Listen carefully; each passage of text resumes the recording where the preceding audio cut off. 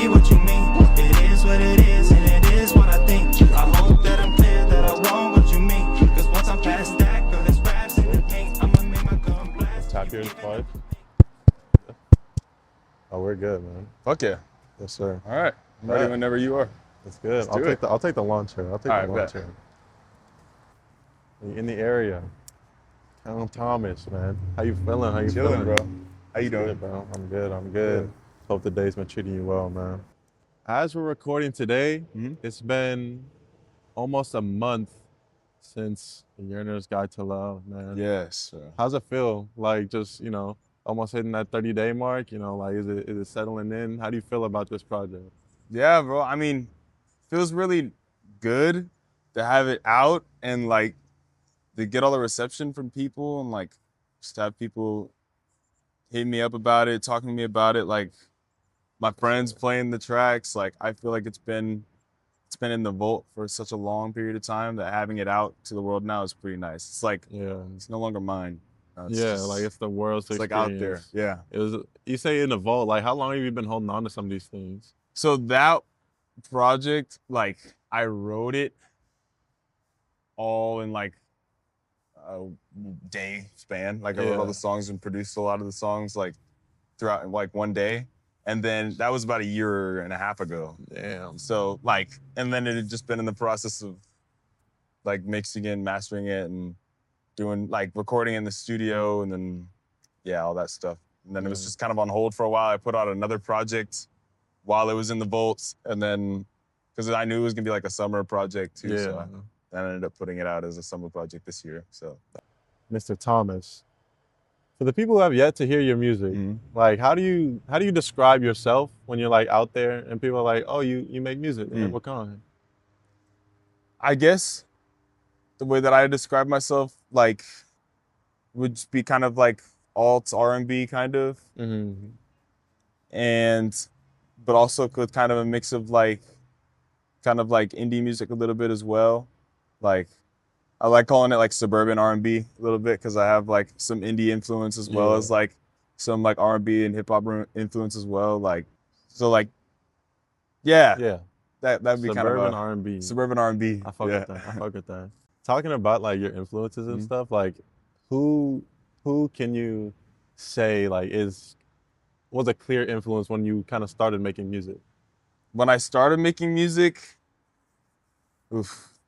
like when I started making music for Kalonn Thomas, because I've been like a musician my whole life. Yeah. But when I started making music specifically for this like alter ego kind of like your persona. Yeah, persona. I guess originally it was a lot more like it was like my influences from when I was growing up. So like your Michael Jacksons, your Stevie Wonders, your like, and then like a lot of jazz influence as well when I was growing up. From like your Duke Ellingtons, your John Coltrane's, your like all those type of guys. And then also like more newer influences from the 2010s and the 2000s, from like Pharrell to Steve Lacy, Frank Ocean, Tyler, like those type of guys. Kendrick Lamar also was like a big one when I was a kid, but I'm not a rapper like that. It's more like the production side of things and the like the vulnerability he puts in his music that I took a lot of inspiration from. Yeah.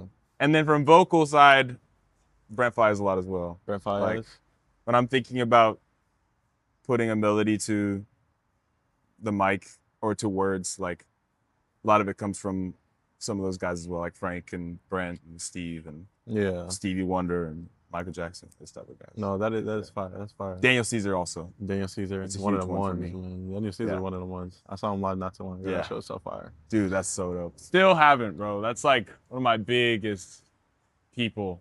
You got to, man. You got to. But like when you're talking about guys like you mentioned Pharrell and Steve Lacy, and like yourself, like you said, you've made music your whole life. Yeah. When it comes to like your ability to be more involved on the production side rather than people who are like, I just sing, I just rap, right? Yeah. Like, how do you think being involved with the production kind of changes like how you go about writing for it? I think honestly, with my music, it's kind of always been a solitary experience a lot of the times. Yeah. So like I make the beats. Sometimes I like when I don't make the instrumental or a beat, like I'm getting it from someone. Like I have not spent too much time in the studio with people like that yet, Yeah. other than like my friends, like some of the guys in there, like we made a lot of music together and stuff like that. Like, but a lot of it's like bouncing it around. So I'm like very solitary when I make most of my music, like in my room by myself. Yeah. Like, so I think it allows me to be a little bit more vulnerable with what I'm saying, what I'm thinking. Because it's like no one else is. No one else is around. Yeah, it's literally just me. It's like kind of like music has always been a form of like therapy, I guess, especially with writing stuff. It's like kind of more like journaling or like just kind of getting my own thoughts to paper. So I guess it allows me to be more vulnerable with the stuff I make for sure. That's what's up. Like, I can definitely hear that coming from your music and like your series that you have, like explaining my lyrics. Yeah. That's actually fire. Thank you, bro. I fuck with that Thank you, heavy. bro. Has there ever been like an experience that you had in real life that you wanted to put into music and it was kind of hard, but it found its way into a song anyways? Ooh. Yeah. Honestly, a lot of the stuff that I put out throughout the Kalonn Thomas journey, I guess, has been kind of like that, where it's like stuff that I don't talk about with other people, especially like with my music that's like more towards like romantic situations or like with women in my life. Like a lot of those stories are stuff that I don't really tell anyone else. And so that's the only way that I know to like get it out. You can like vent it through the music. But not even just for like songs about women or anything. Like but a lot of the tracks, like especially from my last project that I put out, it's called KT's Diary. A lot of those songs are just like, it was hard for me to express those emotions in any way other than music or like writing it out in a song form. Because I didn't even know how to process a lot of those feelings of like just throughout that whole project of like my own self-worth and my delusions or my like ambition. Like a lot of that stuff is hard for me to express to anyone. Like, so putting pen to paper or I guess finger to notes app, like that shit like makes it easier, I guess. And that's like the beautiful thing about like making music is you can use it as like a therapy. Like literally. You don't need to talk to someone in an office while you're laying down looking away from them. Exactly. Right. You can actually spread it to the world and have it like, I feel like that's one like mode where whatever you say like isn't as harshly judged. Yeah. Like, because if you're talking about these experiences just like to your coworker or something, they're like, oh, you tripping. Yeah, you're tripping. Like if you put it in a song, it's way different. Or they view you a different way. Exactly. Yeah, so like, for example, like I have some songs, because the full name of the project that I put out last year is called KT's Diary, Delusions of Grandeur. And I was a psychology student in college, and this concept of delusions of grandeur kind of spoke to me. Like, it's like kind of a form of narcissistic personality disorder where it's like you are feeling, or bipolar disorder too, but like you feel so like you are the best in the world. Like it's like, it's delusional of just the grandiosity of your ability as a human. And a lot of my ambitions are kind of crazy. So when I tell people about them, like, oh, I want to do this, they're like, hey, bro, like, sure, bro, or when I talk about how I feel towards my ambition or how I feel like towards my path or like what I'm willing to do to get there, like they're like, that's kind of like narcissistic. That's kind of selfish. That's kind of this. Like, so when I put pen to paper about it, it's less so. Like, they kind of just view it as, oh, he's just being boastful in a song. Like, oh, he's just being this in a song or being dramatic, I guess. But but that's like truly what you feel. Yeah, exactly. Yeah, and I hate hearing people speaking like that, especially about music, man. I'm so open when people are making their music and like talking about how they want to go about their careers. Like, I think you should be delusional, really. Like, at a point, you have to.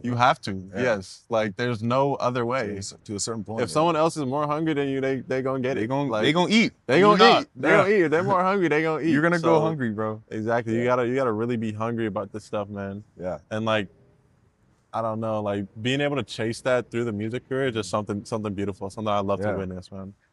Now, shifting, talking more about the Bay, man. how do you think like being an artist in the Bay is different than like anywhere else in the country or like the world? Dude. So originally I'm from Sacramento, California. So I was born and raised. And then I came here for school, and then I just moved up to Oakland recently. Yeah, sorry. Growing up, I always wanted to go to LA.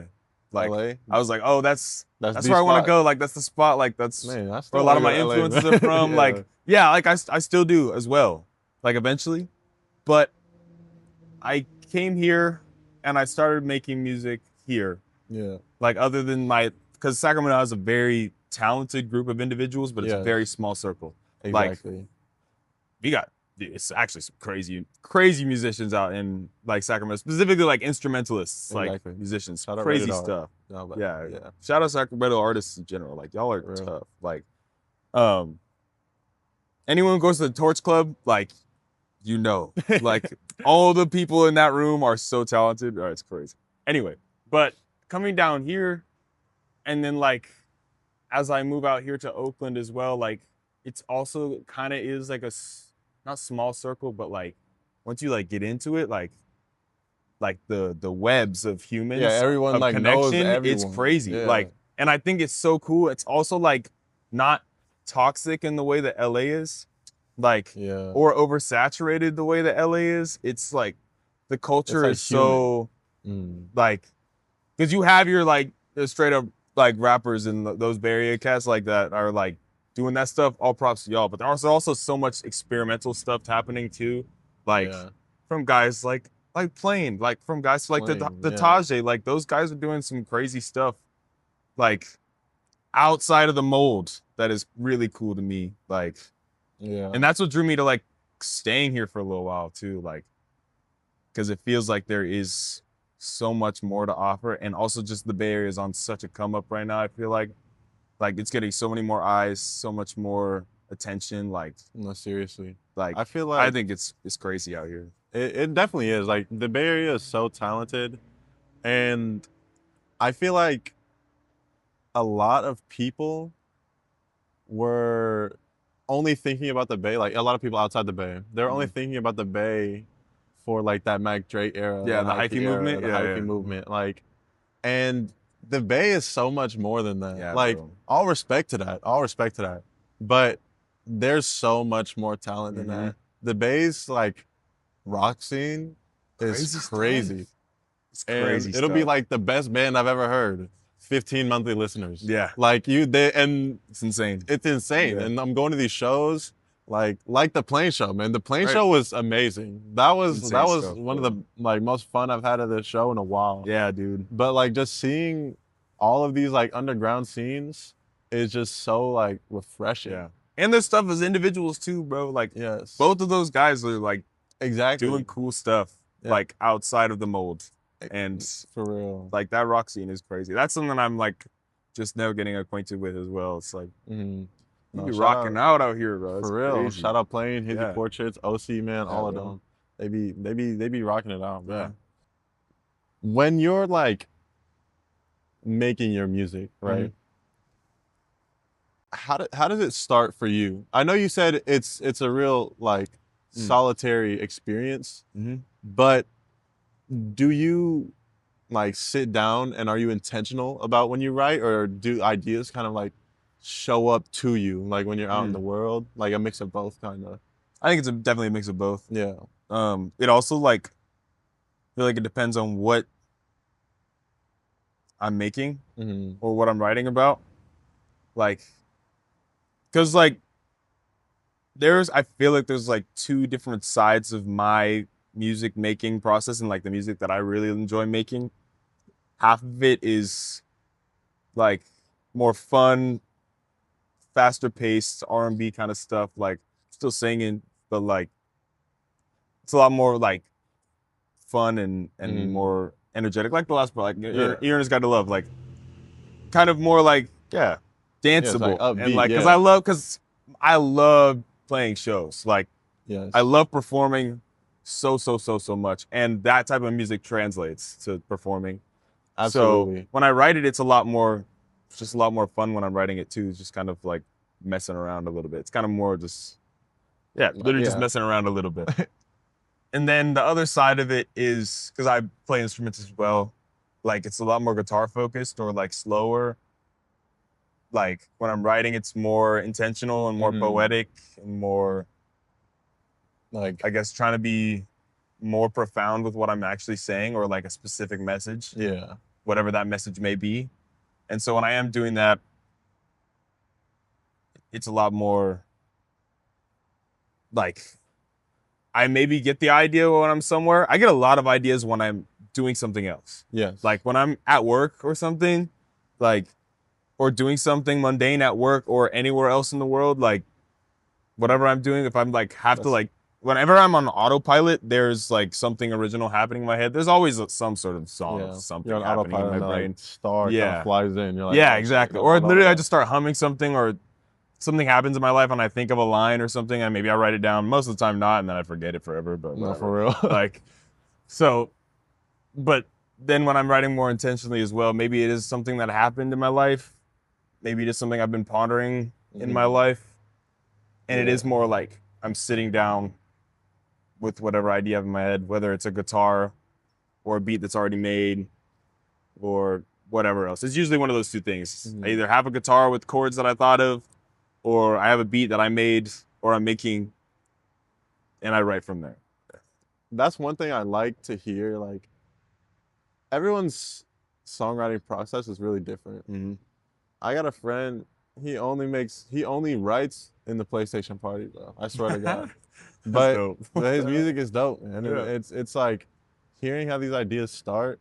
Like when I used to make music, or when I used to like rap, it would almost always come to me at work.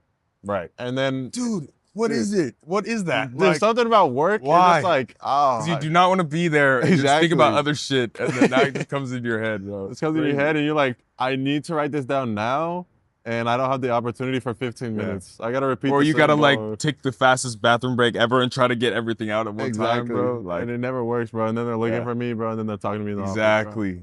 I have so many memories of like sitting in, because I used to work at a insert burger place. Actually, I worked at In-N-Out. I was like, can I say that? Insert burger place. Yeah. I used to work at In-N-Out.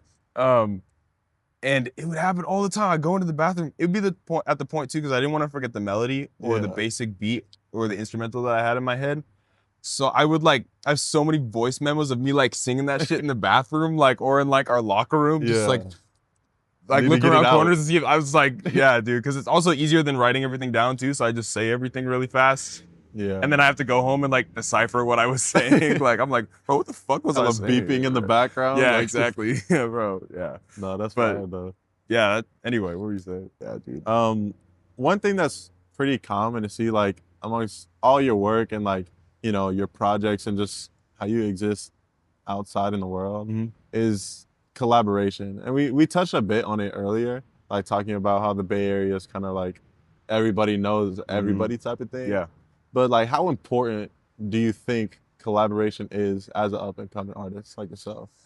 Dude, I think it's insanely important, but I feel like you also have to have both sides. Yeah. Like, I think collaboration is like, it's like just collaborating with other artists and other musicians and other producers, writers, singers, songwriters, whatever. Like, I feel like it's so important for your progression as an artist, because you just are opened up to opportunities and opened up to like ways of making music that you were never aware of before. At the same time, like, as an artist as well, like, some of that has to come, at least from my experience, like some of my music has to come entirely from myself. Yeah. Or else I feel like ingenuine, I guess. Like, some of my stuff, letting someone like carry you to the result. Yeah. Yeah. Not even, it's more of like sometimes I need to have an idea that's entirely my own and have it be that. Like, despite its imperfections, because I'm not the best at anything I do, probably. Yeah. There's always people that are better than you at everything that you do, like, unless you're, you know, like Michael Jackson with dancing or something. Like, exactly. Or like, yeah, there's always people that are going to be better than you at certain things. But what makes your music yours is the fact that you made it yourself as well. Like, it's not like nothing I make is perfect, bro. Like sometimes when I make it with other people, it becomes perfect in my own ears, but nothing I make myself is perfect. But I think that's intentional. Yeah. Like it needs to be imperfect to be mine, I guess. Exactly. So half the time, I love like working with my producer friends. I love working with other artists. Like, it's just so fun, like so cool, and it like just makes the music deeper. Mm-hmm. But then the other half of the time, I'm solo dolo sometimes. So I think that's important too, for sure. If you had to rank like your own projects in terms of how much you enjoyed making them, right? What's your top 4? Yeah. Or like in what order? So, that's a good question. So I have KT's Dead. I mean, no, I have Boredom Mixtape, which is the first project I put out in very, very late 2024. Yeah. I have a project called The Future is Inconclusive that I put out in 2025 early on. Yeah, I'm kind of just reminding myself of my projects real quick. Sorry. KT's Diary at the end of 2025, and then Yearners Guide To Love. Yes. I'm gonna put in a way at the bottom would be the Future's Inconclusive because it's unfinished still. I'm deleting that project off of the internet and redoing it. Re-releasing it? Yeah. I don't know, but like changing it. Oh. Because I just feel like, because that was a project that I did other than like a couple of my friends and I like produced the songs together. Like some of the songs are like my friend Keisha's beats or my friend Ryan's beats. Like those guys I've known since I was like 14. Yeah. Those are my favorite guys to make music with ever. But other than that, I made it entirely by myself and I did all the mixing and mastering myself as well. So some of that shit is 50 as fuck. It was also my first time ever like mixing vocals, like for real, like especially singing vocals, because I find rapping vocals are kind of easier to mix. Yeah. Like so, singing vocals sometimes is still so hard to this day. Sometimes you need to outsource for that stuff. Man, like that's another thing on collaboration. Like artists don't be afraid to outsource a little bit. Exactly. Like me personally, I don't like spending money on that stuff. Like. But sometimes that stuff needs to happen. Bro. Sometimes you need to have someone else mix it for you, or else you need fresh ears on it. Like mastering too, like you need someone else to do it. Because once you get used to how it sounds, it might sound better. But then everyone else is like, "Bro, this is trash." Oh like, God, the mixing is trash. But for that project, I'm putting at the end because it's gonna be gone in a matter of days. Because I'm redoing it. I love that project so much. And there's so many songs on that project that are some of my favorite songs I've ever written. And the thought process that I was in is still a thought process that I'm very much into, or else I wouldn't delete it because you can't replicate the feelings that you're having with a project. Exactly. But yeah, but I know because A, no one saw it, so it doesn't even matter. And B, like I think it could be so much better. So I'm gonna take it off. Or I'm gonna take it off of streaming and work on it some more, and then put it out to the world, and then maybe it'll be my favorite. But maybe besides that's the last one right now. You heard it here Second is probably a Yearner's Guide to Love, or like a third, I guess. Yeah. I really enjoyed making it. Like, took such a long time though. So many ups and downs with making it, getting it mixed, like. Doing other stuff, like a lot of fun parts of making it, like a lot of work too. I learned a lot making it. Like I learned a lot. So I have so much appreciation for all my music, obviously. But that's probably third. Second, be Boredom Mixtape probably. That one is just the epitome of me just having fun with some of my friends. Like that's another one where I made a lot of the songs with Keshav, my old roommate, and my drummer in my band, and my close friend. And then Neptune Beach, who's this artist out of San Jose I'm really close with. Go check him out. He's really cool. He got on a lot of those tracks as well. And then first would probably be KT's Diary, because it's so personal to me and so important to me.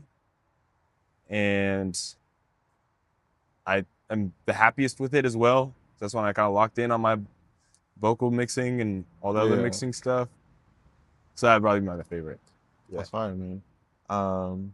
No, I'd have to. I mean, it's a personal list. It's a Yeah. personal list, but I'd have to agree to it, man. I love a Yearners Guide to Love. Man. Oh, I'm me not too. gonna lie. Yeah, I be bumping love that shit, so much, bro. So good. Pink is one of them windows down type of songs. man. Yes, sir. Sunglasses Yeah, on type shit. Thank you. I wish I had a drop top on me. Yeah, I'd be dude, bumping- facts. I'd be bumping. Bro, Big ass bumping it subs with- in the yeah. back. Yeah, bro. That's one of them ones, bro. For now, I'm bumping it in my fucking 2004 Honda Pilot. No, not Honda Pilot. Toyota Highlander, bro. Oh God, bro. Still though. Still got the regardless, sunroof man. down though. That's good enough. What's next for you? What's next? Like, a Yearner's Guide to Love is only a month old. Right? Mhm. Not even. It's a few weeks old. Yeah. But like, what can we be expecting? Where can we be expecting to see you? What do you want to do? I go through a process every time that I put out a project, or yeah, mostly when I'm putting out projects, like I go through a period of being super musically creative. I'm just writing and making music every single day, like, Yeah. and then I get into like mixing and mastering mode, and all of my attention is towards that and like refining the music and making it better. And then I get into like a super like rollout mode where I'm just focusing on getting the project out. And all of my creative energy is going towards that. I'm not writing jack shit. Yeah. And then this is actually the first time that I've done this, but actually allowing time for that, like, for that project to breathe. Yeah, just like 'Cause I let feel- it sit. Let it yeah. be in the air for a minute. I have like a habit, like a bad habit of once I put out that project, like into like my distributor, like once I send it off into the ether, Mm-hmm. I'm immediately moving on. Like, and I'm writing stuff, and I've like almost forgotten about the project once it's out. Like, Yeah. so I'm trying to be better with that, especially with this one, like just allowing it to breathe and allowing people to listen to it and me to enjoy it and me to enjoy other people listening to it. But I'm already kind of in music creation mode. I'm already in like I said, I'm gonna re-release that project. So that's probably what's next in terms of like a bigger project coming out, because I'm about to refine that, put new tracks on it, like change some of the tracks, like take some of the beats, change the vocals, take some of the vocals, change the beats, like Tight. Yeah. like get full bands on a full couple of the like songs, like, so that'll probably be where I'm at next, like next year. Mm-hmm. But for now, it's just I have a bunch of songs that I'm working on with some good friends, like, and just by myself, a bunch of singles, like. Yeah. So I don't know. I'm always making music, and I'm always gonna be putting out music, but I'm still in ultra grind mode. No, absolutely. Because like, yes, there's like a couple more eyes on me now. Definitely. Yeah. Definitely. So is. it's like, it's not. This is like grind time. Like, so I'm really looking forward to just making more music with more cool people. Also, like, because slightly more people, and I'm in a new city, like meeting all kinds of new cool people, like trying to make music with all those new cool people too, like a lot more collaborative, like. But yeah, I'm just trying to be pumping out music right now, like type. making as much as possible. No, I feel that. I mean, I don't make music anymore, but I feel that. We talked about like performing live earlier. Mhm. When you come off a release like this, like where does the desire to perform live like live at, or like how does it, when does it like come out to you, or when do you feel like you really want to get on performing something you just released? Yeah, I mean, so I have a band. Yeah. They're called Sip Club. So a lot of the time when I perform, it's kind of a mix type of thing where we're doing like our band stuff, but then like mixing some Kalonn Thomas stuff. Yeah. So like it feels separate in a way. Like once I get to the place where like want to go on tour or like really play shows as Kalonn Thomas, like it'll be more like focused on what the music I'm actually putting out. But right now it's like I'm literally I perform for the love of the game, bro. Like Yeah. it's like I just love being on stage. I love singing for a crowd of people. I love like playing with my friends, like just playing good music, fun music. So like we got a couple shows coming up, like, and it is more Kalonn Thomas-y, like where it's like mostly Kalonn Thomas tracks, mostly Yearners Guide To Love tracks with some other stuff mixed in. Yeah. So that's gonna be super fun.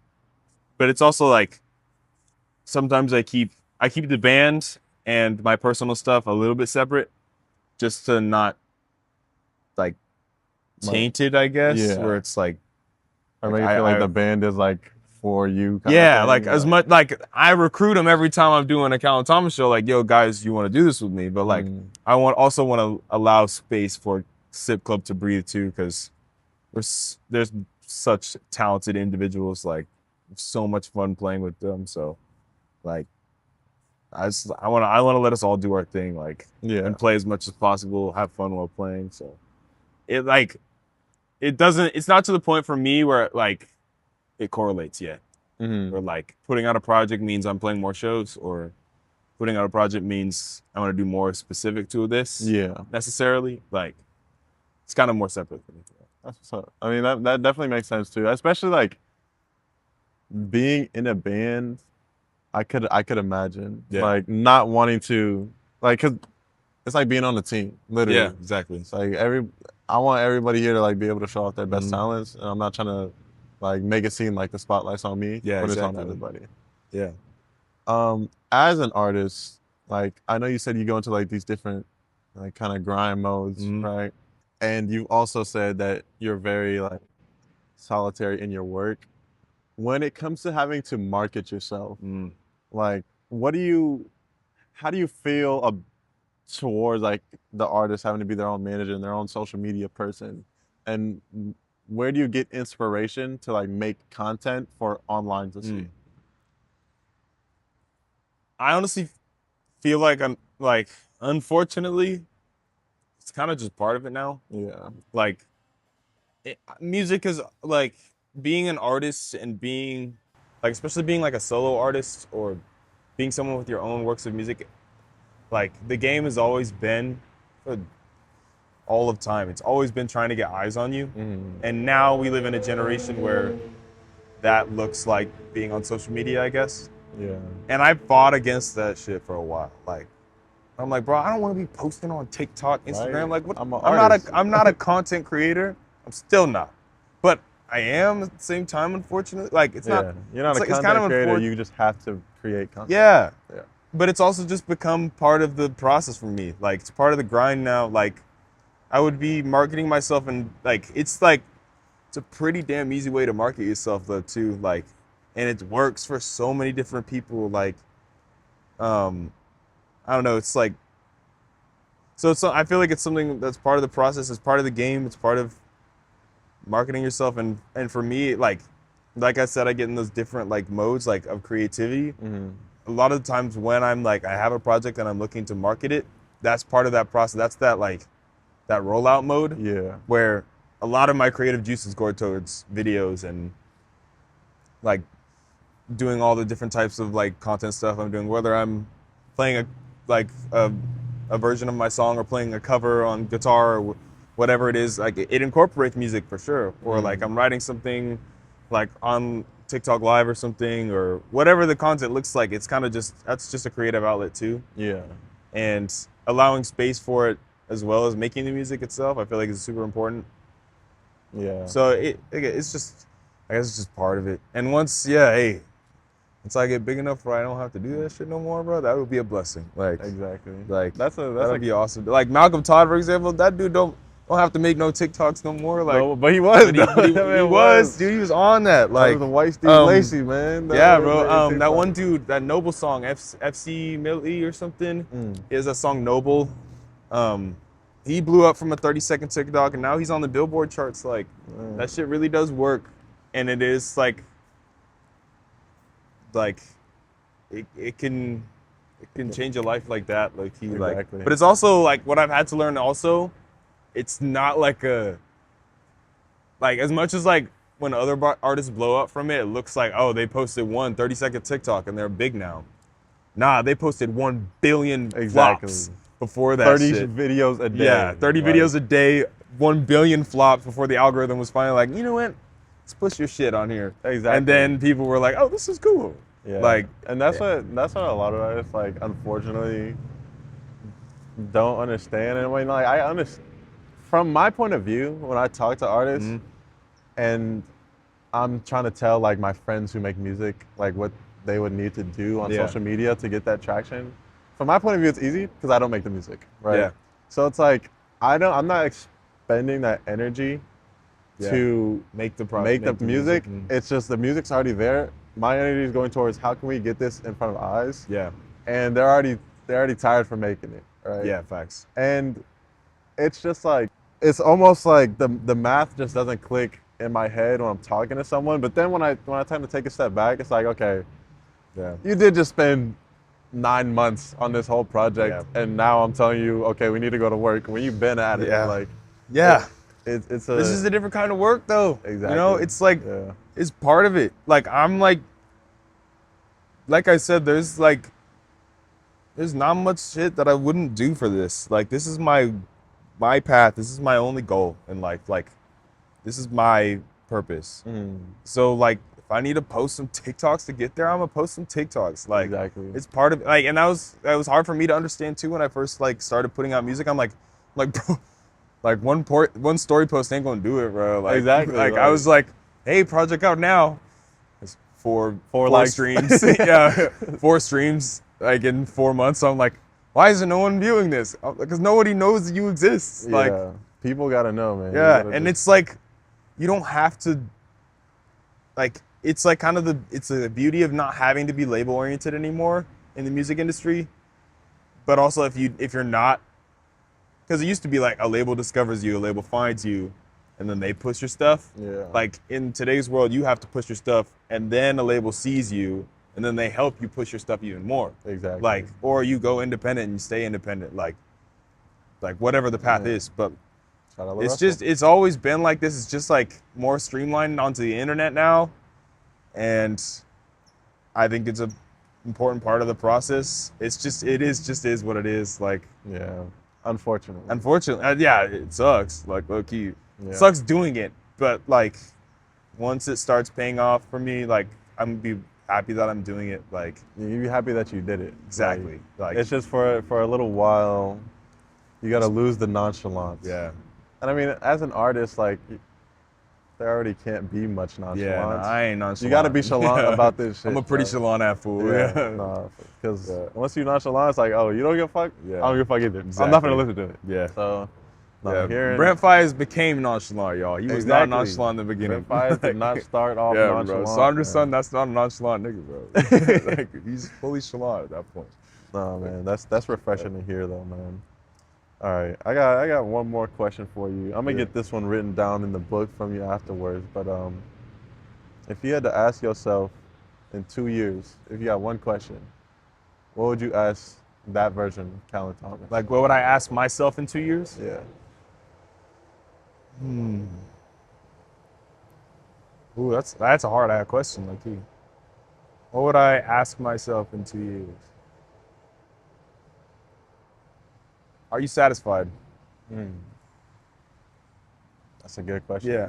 That's a great question, actually. Are you satisfied?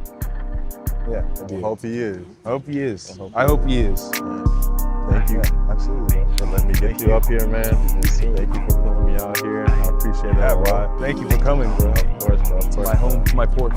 We tapped in, bro. It's gonna be green. Yeah, bro.